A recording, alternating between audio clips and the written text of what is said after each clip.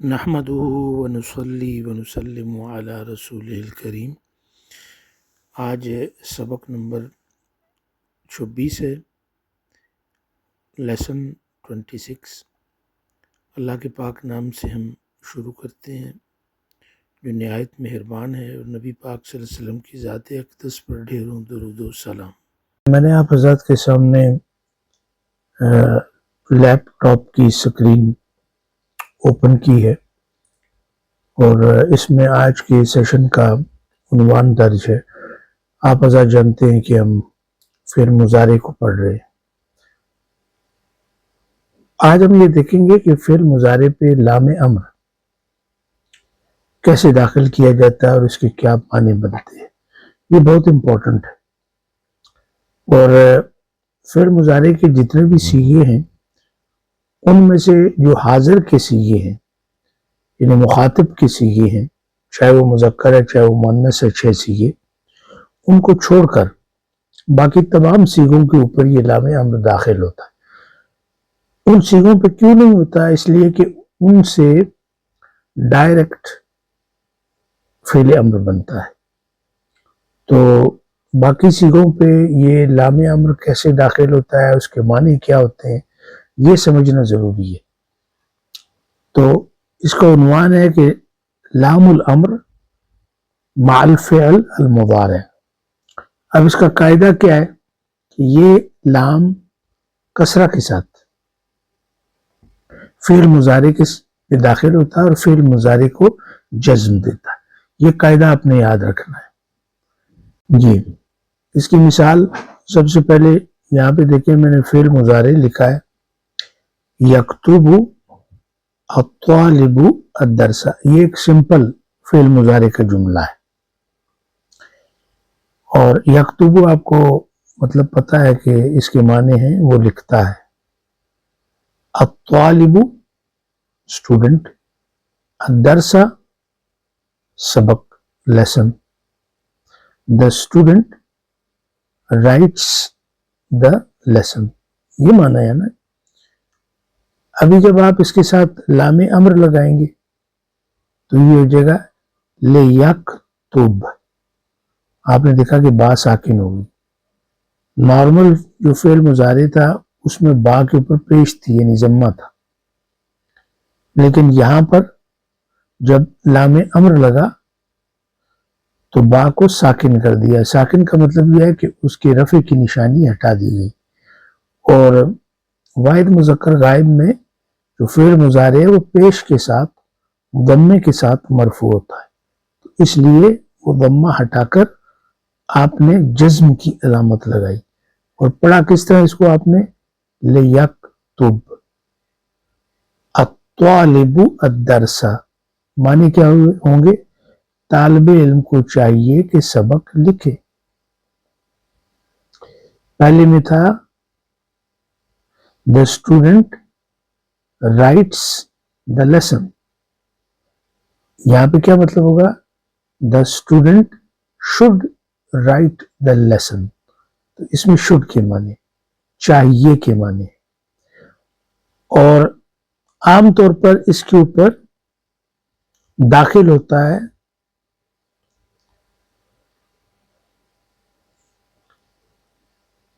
حرف عطف۔ حرف عطف اس پہ داخل ہوتا ہے، پھر اس کی شکل کیا بنتی ہے؟ مثلا میں واو لگاتا ہوں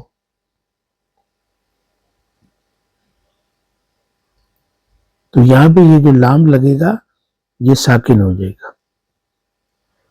ول یکتب الطالب الدرس، ملانے کے لیے آپ با کے نیچے زیر لگائیں گے، لیکن یہ خود مجزوم ہوگا، یعنی جب اس کو پورا پڑھیں گے تو آپ ایسے پڑھیں گے ول یکتب الطالب الدرس۔ آپ نے دیکھا واو لگانے سے یہ اکیلا جب آئے گا تو اس کے نیچے زیر آئے گی، جب یہ حرف عطف کے ساتھ آئے گا تو پھر زیر نہیں رہے گی بلکہ یہ ساکن ہو جائے گا، یہ جگہ ول یکتب۔ فا لگائیں گے تو ہوگا فل یکتب، ثم لگائیں گے تو ہوگا ثم یکتب. معنی کیا ہوئے؟ طالب علم کو چاہیے کہ سبق لکھے. اگلا دیکھیں، یؤمن الناس باللہ، نارمل فعل مضارع ہے کہ لوگ اللہ پر ایمان لاتے ہیں، ایمان رکھتے ہیں. لے لگاؤں گا تو کیا ہوگا؟ لیؤمن، نون ساکن ہو جائے گا. الناس باللہ، لوگوں کو اللہ پر ایمان رکھنا چاہیے، لوگوں کو چاہیے کہ اللہ پر ایمان لائیں. تو یہ چاہیے کے معنی ہو جائیں گے، یعنی the people should believe in God.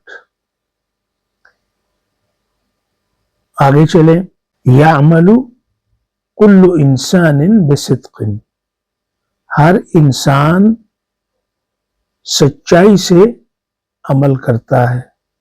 یہ نارمل فعل مضارع ہے. لام امر لگائیں گے تو کیا کہیں گے؟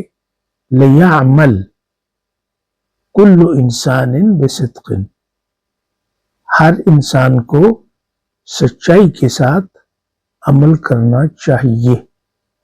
شوڈ کے معنی، ننظر فی الامر، ہم اس معاملے میں دیکھتے ہیں، غور کرتے ہیں. لام امر لگائیں گے تو یہ جگہ ننظر فی الامر، ہمیں معاملے پر غور کرنا چاہیے. اس کو دیکھیں، ينفق ذو ساعت من ساعتہ، تو یہ نارمل ہے کہ جو صاحب وسعت ہو، صاحب وسعت شخص یعنی جس کے پاس دولت ہے، پیسہ ہے، صاحب وسعت شخص اپنی دولت کو خرچ کرتا ہے. یہ فعل مضارع ہے. لام امر لگایا آپ نے، یہ ہوگا لینفق، فعل مضارع مجزوم. ذو ساعت من ساعتہ، کہ جو صاحب وسعت ہو، امیر ہو، دولت مند ہو، وہ اپنی دولت کے مطابق خرچ کرے، اپنی دولت میں سے خرچ کرے. فَيَعْبُدُونَ رَبَّ هَذَا الْبَيْتِ، پس وہ لوگ اس گھر کے رب کی عبادت کرتے ہیں یا کریں گے. لیکن جب آپ حرف عطف بھی لگائیں گے، لام امر بھی لگائیں گے تو یہ جگہ فَلْيَعْبُدُوا رَبَّ هَذَا الْبَيْتِ. تو غور کیجئے کہ اس میں کیا آپ کو فرق نظر آتا ہے. فرق یہ ہے کہ یعبدون، یہ فعل مضارع مرفوع ہے بثبوت النون، نون کے ساتھ، چونکہ افعال خمسہ میں سے. تو جب آپ نے لام امر لگایا تو نون کو گرانا پڑا. کیوں؟ اس لیے کہ نون تو رفع کی نشانی ہے اور یہاں پہ ہمیں جزم چاہیے، لہٰذا ہم نے رفع کی نشانی کو ہٹا کر یہ بتانا چاہا کہ اب یہ فعل مضارع مجزوم ہے. اور اس کے آگے یہ جو الف ہے، یہ الف الفارقہ ہے، یہ بتا رہا ہے کہ نون گرا ہوا ہے، اور یہ بھی بتا رہا ہے کہ اس کے ساتھ جو واو ہے یہ وہ جمع مذکر سالم والی واو نہیں ہے، بلکہ یہ فعل کے اندر فاعل کو ریپرزینٹ کرتی ہے. یہ ایک ضمیر ہے، متصل ہے، مبنی اور محلن مرفوع ہے، فاعل. تو آپ نے دیکھا فَلْيَعْبُدُوا رَبَّ هَذَا الْبَيْتِ، معنی بھی چینج ہو گئے، بس انہیں اس گھر کے رب کی عبادت کرنی چاہیے. تو یہ بڑا انٹرسٹنگ ہے. لام امر فعل مضارع پہ داخل ہوتا ہے، اس کو جزم دیتا ہے. اب اگر اس کو آپ جمع مؤنث غائب کے اوپر لگائیں گے تو پھر اس کی شکل کیا بنے گی؟ مثلا ہم کہتے ہیں یکتبنا، اس کا کیا مطلب ہے؟ وہ عورتیں لکھتی ہیں. لام لگائیں گے تو کیا ہوگا؟ لیکتبنا. اس پہ تو کوئی فرق نہیں پڑا، اس لیے کہ وہاں پہ نون جو ہے نون نسواں ہے اور وہ سیغہ مبنی ہے. آپ کو بتایا تھا کہ جو مبنی سیغہ ہوتا ہے اس کی شکل اور حیت کسی ایسے حرف کے آنے سے نہیں بدلتی جو اس کے علاوہ دوسرے سیغوں کے اوپر اپنا اثر دکھاتا ہے، یا تو اس کو نصب دیتا ہے یا اس کو جزم دیتا ہے. لیکن جو جمع مؤنث غائب اور جمع مؤنث حاضر کا جو سیغے ہیں دو، یہ مبنی ہوتے ہیں. ان کے اوپر اس طرح کے حروف اپنا اثر معنوں میں تو دکھاتے ہیں لیکن ان کی شکل اور حیت کو تبدیل نہیں کرتے. لام امر کا آپ کو پتہ چل گیا کہ معنی یہ شٹ کے دیتے. یکتب بینکم کاتب بالعدل، تمہارے درمیان کوئی لکھنے والا، نکرہ ہے نا کاتب، لکھنے والا عدل کے ساتھ انصاف کے ساتھ لکھتا ہے یا لکھے گا.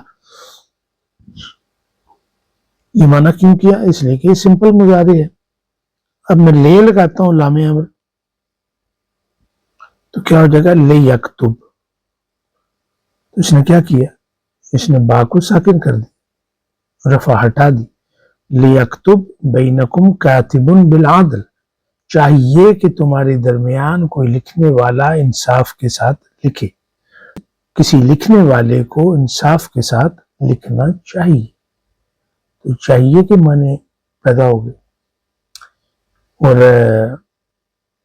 حرف عطف لگے گا تو یہ لام بھی ساکن ہو جائے گا. پھر ہم کہیں گے فل یکتب. بس یہ آپ نے یاد رکھنا ہے. اس کے بعد ہم نے دراصل جو تیسرا فعل پڑھنا ہے وہ ہے فعل الامر. تو چونکہ اس کا تعلق فعل مضارع کے ساتھ ہی تھا تو اس لیے میں نے اس کو فعل مضارع کے ساتھ رکھا. اب یہ جو 6 صیغے جن کے اوپر ہم نے لام امر نہیں لگایا، جو مخاطب اور حاضر کے 6 صیغے ہیں، ان سے یہ بنتا ہے فعل امر. اور آپ کو پتا فعل امر یہ ہوتا ہے کہ کسی کو آپ حکم دیں یا کسی سے کوئی چیز طلب کریں یا کسی کو یہ کہیں کہ یہ کام کرے، اس کو ہم کہتے ہیں فعل امر. دعا کے اندر بھی فعل امر استعمال ہوتا ہے، طلب میں، حکم میں. 6 صیغوں سے بنتا ہے مخاطب کے. تو یہ میں نے لکھے ہوئے ہیں، یہ دیکھیں: تکتبو، تکتبانی، تکتبون. مؤنث میں کیا ہوگا؟ تکتبین، تکتبانی، تکتبن. یہ 6 صیغے ہیں نا. ابھی اس تکتبو کا کیا مطلب ہے؟ تم لکھتے ہو لیکن تم مرد ہے. تو اس کا جو طریقہ کار ہے وہ کیا ہے؟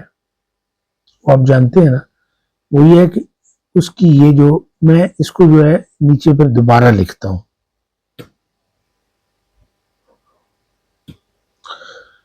اب میں امر بناؤں گا تو کیسے بناؤں گا؟ یہ تا جو ہے یہ فعل مضارع کی علامت. تو ظاہر ہے کہ ابھی تو ہم فعل مضارع سے فعل امر کی طرف جا رہے ہیں تو وہ علامت تو ہمیں ختم کرنی ہے نا، وہ ختم کر دی. اور پھر اس کا جو آخری حرف ہے اس کو ساکن کرنا ہے، کیونکہ فعل امر مبنی کس پہ ہوتا ہے؟ سکون پہ. تو میں اس کو ساکن کر دیتا ہوں. تو اب دیکھیں یہ ساکن ہو گئے. تو یہاں پہ آپ دیکھتے ہیں کہ کاف، تا اور با بچے.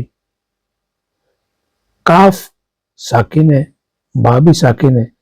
تو ابھی کاف ساکن ہے، ساکن سے آپ کیسے شروع کریں گے؟ ممکن نہیں ہے نا، حرکت ہی نہیں ہے تو آپ بول نہیں سکتے. تو اس کے لیے ہم کیا کرتے ہیں کہ یہاں پر ایک حمزہ لگاتے ہیں. ایک حمزہ ہم نے لگائی.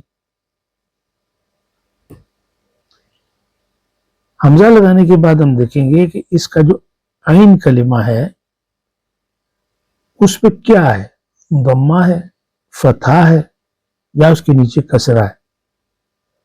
اگر تو ضمہ ہے تو پھر آپ یہ جو حمزہ ہے اس کے اوپر دمہ لگائیں گے.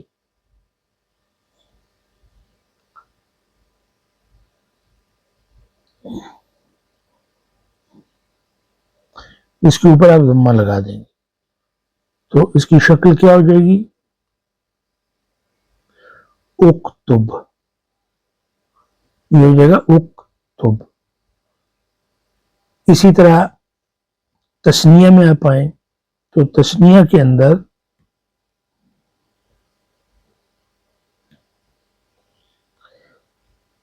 تا کو ہٹائیں گے اور پھر اس نون کو گرائیں گے. نون کو آپ نے کیوں گرایا؟ کیونکہ یہ رفع کی نشانی ہے. تو فعل امر تو سکون کے اوپر مبنی ہوتا ہے تو نون ہٹانا پڑے گا. ابھی شروع میں اسی طرح آپ نے حمزہ لگائی اور پھر اس کے اوپر آپ نے پیش لگا دیا تو یہ ہو گیا اکتبا. اکتبا تم دونوں لکھو. اکتب کا مطلب تم لکھو یعنی ایک. اکتبا تم دونوں لکھو. اور جمع میں آپ کیا کریں گے؟ تا ہٹائیں گے اور نون بھی ہٹا دیں گے اور نون ہٹانے کے بعد ایک الف الفارقہ لگائیں گے یہ بتانے کے لیے کہ آپ نے نون ہٹایا ہے. اور یہاں پہ شروع میں کیا کریں گے؟ حمزہ لگائیں گے اور اس کے اوپر پیش لگا دیں گے تو یہ کیا ہو جائے گا؟ اکتبو تم سب لکھو. ابھی مؤنث میں آپ آئیں تو مؤنث کے اندر آپ کیا کریں گے؟ جیسے یہ تکتبین ہے تو تکتبین کا تا یعنی جو فعل مضارع کی علامت ہے اس کو آپ ہٹا دیں گے اور اسی طرح نون کو آپ ہٹا دیں گے. کیوں ہٹایا؟ کہ یہ رفع کی نشانی ہے. تو شروع میں آپ حمزہ لگائیں گے اور اس کے اوپر دمہ لگا دیں گے تو یہ کیا ہو جائے گا؟ اکتبی تم لکھو. لیکن تم فیمیل ہے یعنی آپ کے سامنے کوئی فیمیل ہے اس کو آپ کہتے ہیں اکتبی تم لکھو. تو یہ تکتبان سیم اسی طرح ہوگا جس طرح مذکر میں آپ نے کیا. تا کو ہٹائیں گے اور پھر یہ نون اعرابی بھی ہٹا دیں گے اور اس کے اندر آپ شروع میں حمزہ لگائیں گے اور اس کے اوپر پیش لگائیں گے تو یہ ہو جائے گا اکتبا تم دونوں لکھو. اب رہا تکتبنا تو یہ فعل مضارع مبنی ہے تو آپ نے تا ہٹا دی چونکہ یہ فعل مضارع کی نشانی ہے. اب کچھ بھی نہیں آپ کر سکتے اس لیے کہ وہ جو نون ہے نون نسواں ہے.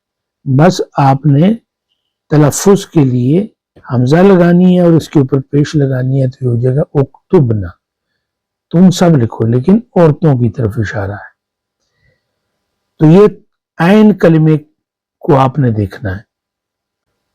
اب اگر عین کلمے کے اوپر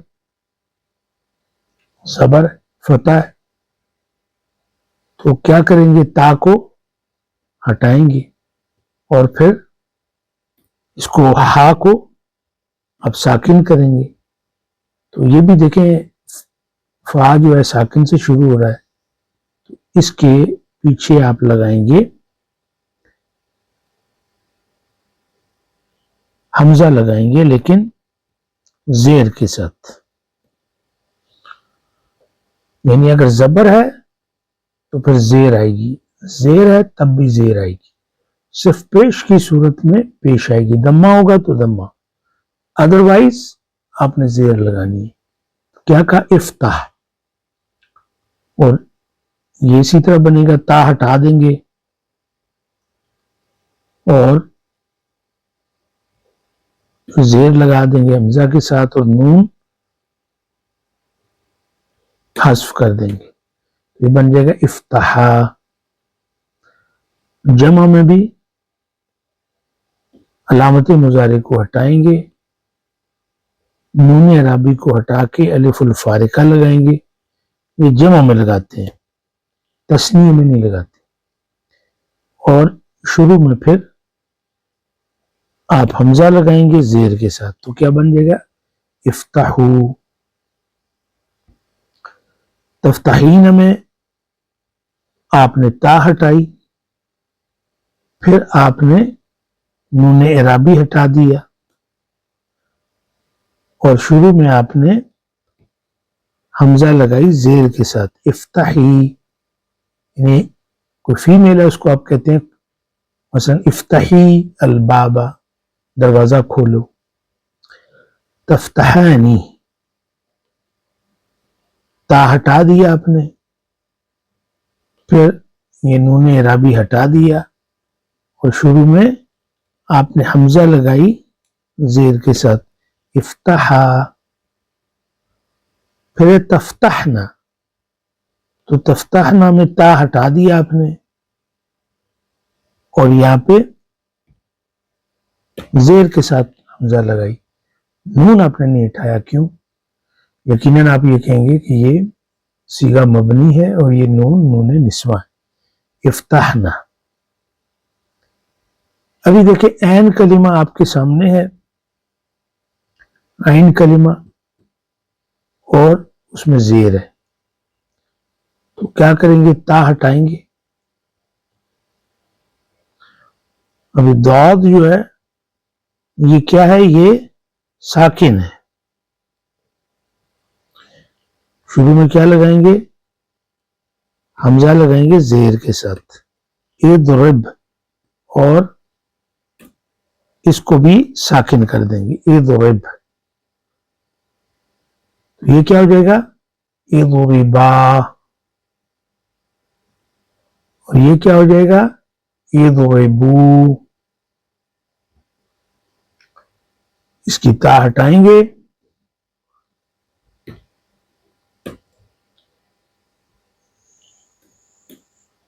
اضربا۔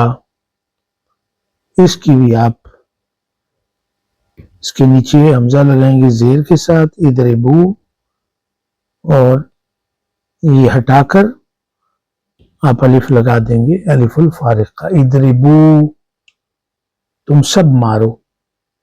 تضربین میں کیا کریں گے؟ تا ہٹائیں گے، اور اس کی جگہ پہ اضربی، اور یہ نون ہٹا دیں گے، اضربی۔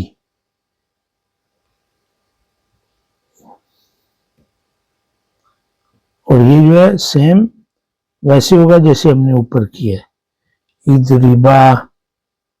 تضربنا، اس میں آپ نے کیا کیا؟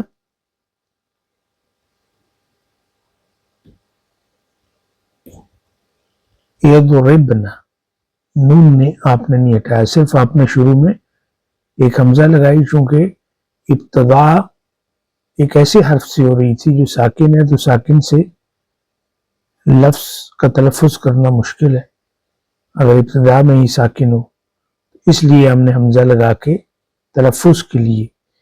لیکن یہ جو حمزہ ہم لگاتے ہیں اس میں یہ جو عین کلمہ اس کو دیکھتے ہیں، اگر یہاں پہ ضمہ ہے تو اس حمزہ کے اوپر بھی ضمہ ہے، ادروائز زبر اور زیر کی صورت میں زیر ہی آئے گی، اضربنا۔ آج ہم نے الحمدللہ لام امر پڑھا اور فعل امر بھی پڑھ لیا، اس کی مزید مثالیں جو ہیں وہ آپ نے خود ڈھونڈنی ہے، اور اگلے سیشن میں ہم اس کی تھوڑی پریکٹس بھی کریں گے، آپ بھی اس کی پریکٹس کیجئے گا تاکہ یہ ذہن نشین ہو جائیں۔ تو ابھی اجازت دیں، اگلے سیشن میں حاضر ہوں گے۔ اللہ حافظ۔